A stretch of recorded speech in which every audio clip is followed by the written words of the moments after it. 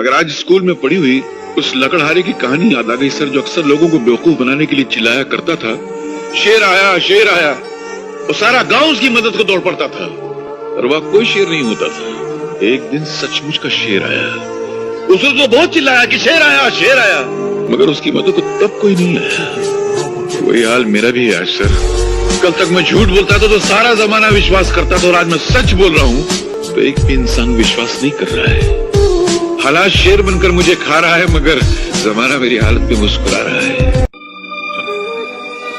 इस दुनिया में लाखों ऐसे बूढ़े हैं जो या तो अकेले हैं या बेमुरव्वत बेगैरत औलादों के बाप हैं, जो भूख से तड़प तड़प के मर जाते हैं, मगर उनके मुंह में पानी डालने वाला कोई नहीं होता है। अनगिनत अपाहिज हैं जिनकी तीमारदारी करने वाला कोई नहीं है। करोड़ों ऐसे नौजवान हैं जो पढ़ना चाहते हैं, और गरीबी और मुफलिसी के मजबूत हाथ उनके हाथों से वो किताबें छीन लेती है, वो पढ़ नहीं सकती। ऐसी लटक के खुद कुछ करने का क्या मतलब है?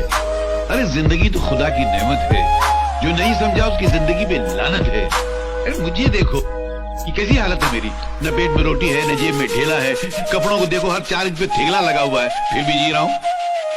लानत है तुम्हारी जिंदगी पर। क्यों? अगर मेरा ऐसा फटा हाल होता तो मैं तो पैदा होते ही फांसी लगा लेता। तुम्हारा हाल तो इस वक्त मुझसे 1000 गुना बेहतर है। अरे साला इस संसार में कौन भिखारी नहीं है, सब भिखारी हैं। हम पेट के भूखे हैं, रोटी के पीछे भागते हैं, इसलिए रोटी के भिखारी हैं। ये साले दौलत के चाहने वाले दौलत के भूखे हैं, इसलिए दौलत के पीछे भागते हैं, दौलत के भिखारी हैं। ये कुर्सी को चाहने वाले वोटों के पीछे भागते हैं, क्योंकि ये वोटों के भिखारी हैं। अपने मन से देखो तो इस संसार में हर इंसान हर घड़ी किसी न किसी चीज के पीछे भागता रहता है। हर इंसान किसी न किसी चीज का भिखारी है। फर्क इतना है कि कोई भिखारी जिसकी तकदीर अच्छी होती है वो अच्छाई बटोर लेता है, और जिसकी तकदीर खराब होती है वो बुराई बटोर लेता है। क्या माँ, गाली तो गरम गरम दे रही हो, चावल बासी दे रही हो। ऐसा चावल चूहे नहीं खाते, तुम मेरे खिला रही हो। अरे चाचा, तू कहीं का महाराजा नहीं, भिखारी है भिखारी। तो क्या हुआ? इस संसार को चलाने के लिए राजा और भिखारी दोनों जरूरी हैं। राजा टैक्स लेता है तो भिखारी भीख लेता है।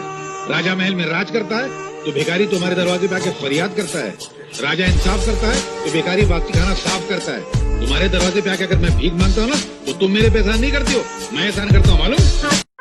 एक अकेला दुख है जो चेहरे बदल बदल कर इंसान के सीने से चिमटा हुआ रहना चाहता है, मगर इंसान इतना बेवकूफ है कि उस वफादार दोस्त को ठुकरा कर बेवफा सुख की तलाश में भटकता रहता है। अरे सुख तो बेवफा तवाइफ की तरह है, जहाँ जिसके पास कल उसके पास। अगर इंसान दुख से दोस्ती कर ले तो फिर जिंदगी में कभी उसको सुख की तमन्ना ही नहीं रहेगी। तो मोहब्बत से मीठा जरूर है, मगर मोहब्बत के फलसफे को नहीं समझा तू। बहुत ऊंचा फलसफा है, और मैं यहाँ तेरी शरारतों को रब्बू करने आया था। तेरी बदतमीजों को रब्बू नहीं कर सकता मैं जा रहा हूँ। अरे क्या, मुझे किसी की जरूरत नहीं है। अरे जब मैंने अपने दिल में रहने वालों के जाने का अफसोस नहीं किया तो घर से जाने वालों की परवाह क्या करूंगा। ये मेरा इस्तीफा है। इस्तीफा? हम जैसे महान लोग जब आपकी मामूली सी नौकरी करते ना, तो आपका हम पर नहीं बल्कि हमारा आपकी नौकरी पर एहसान होता है। आप इतनी सी तनख्वाह देते हैं, हम आपकी ऑफिस को इतनी सारी इज्जत देते हैं।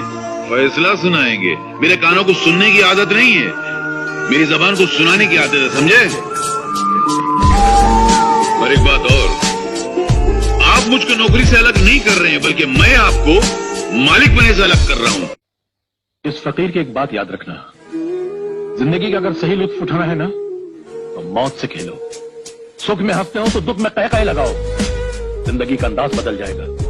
बेटे, जिंदा है वो लोग जो मौत से टकराते हैं, मुर्दों से बदतर है वो लोग जो मौत से घबराते हैं। सुख को ठोकर मार, सुख को अपना।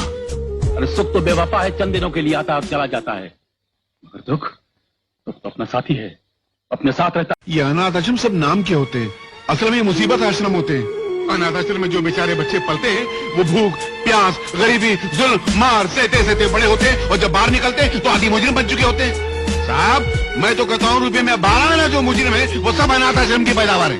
इंस्पेक्टर साहब, आप अपनी इस वर्दी को हटाकर अपने खूबसूरत से दिल से सवाल कीजिए कि ये मासूम, ये छोटा फूल सा मासूम अनाथ आश्रम में पढ़ने के लायक है क्या? हम लोगों ने हिंदुस्तान की आजादी में खून इसलिए बहाया था कि भारत के भविष्य का बोझ उठाने वाले छोटे से मासूम कांधे अनाथ आश्रम में पलकर बड़ा होंगे? कसूर तुम्हारा नहीं है बेटे, मेरा है। मैंने कांटों को इज्जत की जमीन पर बोकर अपने खून से सींचने की कोशिश की थी, पर मैं भूल गया था कि कांटे सिर्फ जख्म दे सकते हैं, खुशबू नहीं दे सकते। जीते रहो बेटा।